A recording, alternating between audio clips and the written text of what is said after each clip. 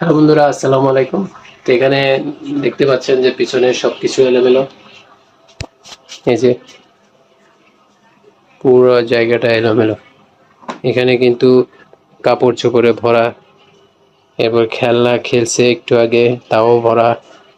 এরপর আমি এখানে তাকের কিছু বই আছে, একদম এলোমেলো। তো একটু ঘাটাঘাটি করতে গিয়ে দেখা যায় যে কিছু বই নিজের থেকেও রাখা হয়েছে, আর কিছু বই আগে থেকে ছিল এরকম। তো এই যে এলোমেলো জায়গাটা, এখন এটাকে একটু ক্লিন করব। তো চলুন শুরু করা যাক।